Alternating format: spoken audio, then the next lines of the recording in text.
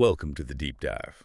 Today, we're taking a look at an industry that, well, it touches pretty much all of our daily lives, how and where we eat. We've got this really interesting report here. Global food service market revenue projections to 2033. So our mission today is to unpack the honestly colossal growth predicted for this market. We want to understand what's really driving it and, see where the biggest changes are happening globally. It's fascinating, isn't it? Because this market, it covers so much ground. It's not just like fancy restaurants. We're talking your local coffee place, the cafeteria at work, huge catering companies, even those delivery platforms everyone's using now. Exactly. And these numbers, they really do tell a story. It's not just about money. It's about how lifestyles are changing, how we work, what people prefer all around the world. The sheer scale and the speed of this change might actually surprise you. Okay, so let's try and unpack that term food service a bit more. It's basically any business involved in making, serving, or delivering food and drinks outside your own home. Precisely. So think full service restaurants where you sit down, but also quick service places, fast food chains. Then there's catering for events, cafeterias in schools or hospitals, and these newer models like cloud kitchens. Ah, yes, the delivery-only kitchens. Exactly, no storefront, and of course the delivery apps themselves that connect everything. Right, so the report gives us some pretty staggering figures to start with. Global sales revenue. It was already almost $3 trillion back in 2021. $2,928 billion to be exact. Huge number already. And it climbed to nearly $3.3 trillion by 2025. But here's the real kicker. The projection for 2033 is an incredible $4.1 trillion. Over $4 trillion. That's more than $1 trillion of growth in just over a decade. It's massive. It really is. And what's fascinating, like I mentioned, is that this growth isn't just happening randomly. The report connects it very clearly to some powerful drivers. Well, first, you've got changing lifestyles. People are busier, more people living in cities. Life just moves faster. Then, a really critical one, rising disposable incomes in many parts of the world. People just have more money to spend on things like eating out or ordering in. Okay, that makes sense. And then there's the unstoppable force of digitalization, online ordering, delivery apps, even smart tech in kitchens. It's completely changed the game. Yeah, it's hard to imagine life without some of those apps now. Absolutely. And there's also just a growing preference generally for dining out and convenient food options. So I guess the big question this raises is how do these global trends actually look on the ground in different regions? Where's the action really happening? Good question. Let's zoom in a bit. How about North America? It's already a huge market, right? Oh, definitely. A mature market, but still growing. The numbers show it generated over $1.1 trillion in 2021. That's $11,165 billion. And it's forecast to reach nearly $1.6 trillion by 2033. So still adding almost $500 billion. Significant growth, yeah. And within that, the U.S. is, well, predictably the giant. It's projected to go from about $920 billion in 2021 to over $1.2 trillion by 2033. Adds over $300 billion itself. That's right, dominant player. But let's not forget its neighbors. The report mentions Canada and Mexico showing pretty impressive growth, too. Absolutely. You can't overlook them. While the U.S. has the volume, the percentage growth in Canada and Mexico is really strong. Canada, for example, goes from around $138 billion in 2021 up to almost $217 billion projected for 2033. Wow, that's a big jump. It is. And Mexico is looking at going from about $106 billion to $142 billion. So yeah, it suggests that the habits we see in the U.S., dining out, using delivery, wanting convenience, are deeply ingrained across the continent. And it's all supported by, steady economic factors and technology making it easier and easier. It shows real resilience in demand. Okay, so North America, established but still growing strong. Let's cross the Atlantic. What about Europe? Europe's another major player, of course, also seeing significant growth. The numbers here. $843 billion in 2021, rising to nearly $1.15 trillion by 2033, so adding over $300 billion as well. Yeah, a very substantial market, but it's maybe a bit more diverse. A mosaic, as the outline put it. Oh, so? Well, you see different dynamics in different countries. The UK is strong, projected to go from about $108 billion to $136 billion. But Germany actually leads the continent in revenue. It's expected to grow from $138 billion to over $176 billion. Interesting.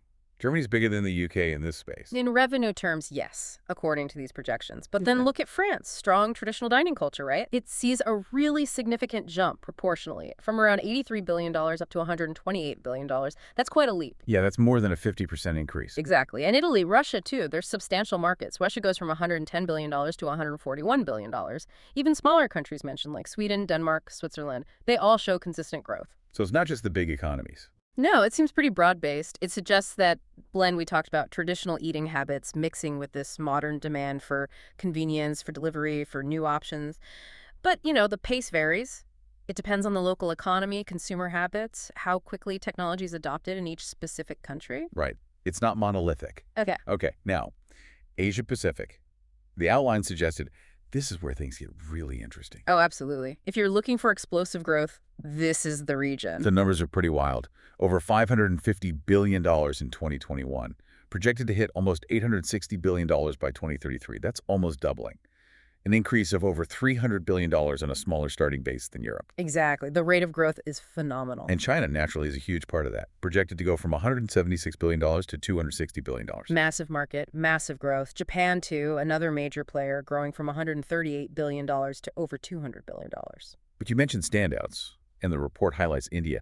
This seems incredible. From $97 billion in 2021 Yeah. to a projected $167 billion by 2033.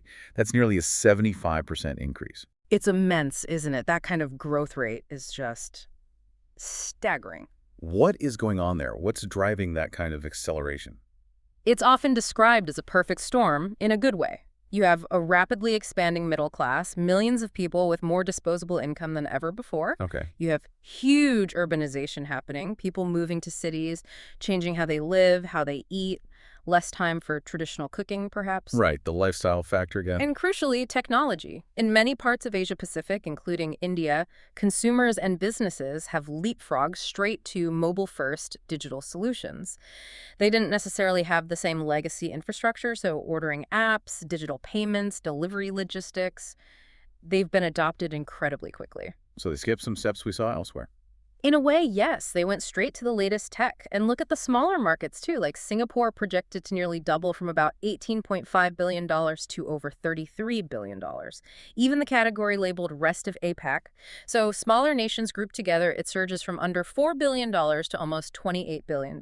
Oh, that's a seven-fold increase. Exactly. It just underlines that combination. Demographics, rising incomes, urbanization, and this rapid digital adoption. It's transforming the region's relationship with food service. Truly fascinating. Mhm. Okay, we've covered the big three regions, Yeah. but the report also looks at South America, the Middle East, and Africa. Let's not forget them. No, absolutely not. Significant growth potential there, too, even if starting from a smaller base. Right. So South America projected to grow from around $199 billion in 2021 to over $313 billion by 2033. Decent growth there. Brazil leads the way. Yes, Brazil's expected to cross the $100 billion mark by 2033, up from about $65 billion.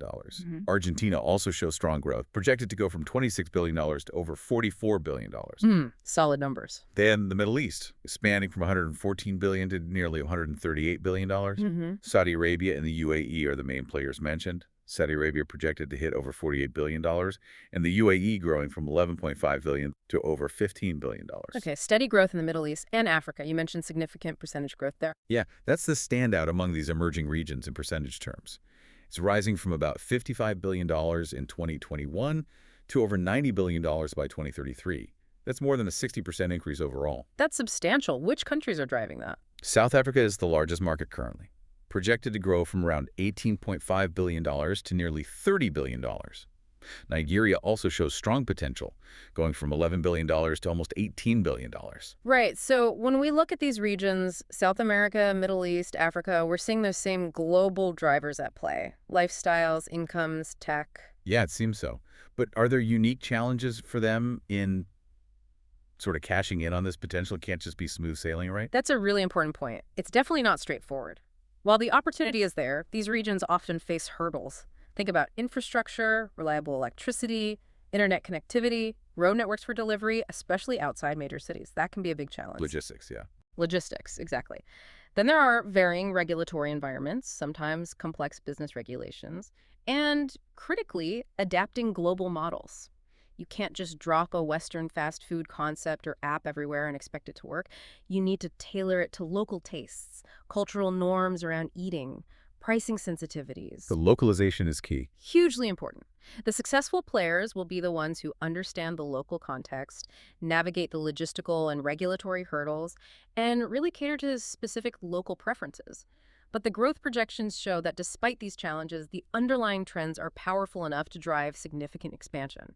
It points to a lot of future opportunity. So, bringing it all together, we've seen these massive numbers, growth across the globe. What does this all mean for, for you listening, for everyday life? Well, I think it fundamentally shows that eating outside the home or having food delivered isn't just a treat or a luxury anymore for many people. It's become deeply embedded in how billions live their lives.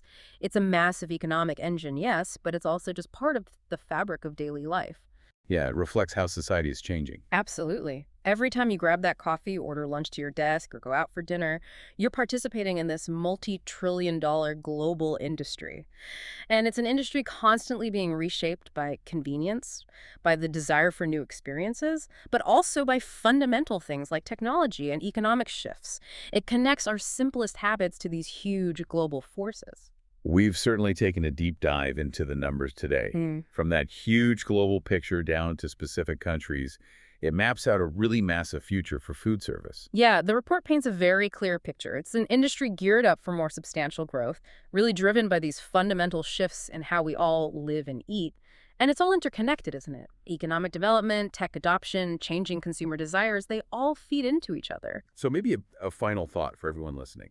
As you go about your day, maybe you see the cafes, the delivery bikes, the restaurants. Think about this. How might these huge projected shifts, especially this relentless march of digitalization and changing lifestyles, how might that fundamentally change what dining out even means in the next decade? Or even what cooking at home means? Will our kitchens become more about just assembling pre-prepared items? Or maybe will cooking a full meal at home become the new luxury in a world overflowing with convenient options? Something to think about.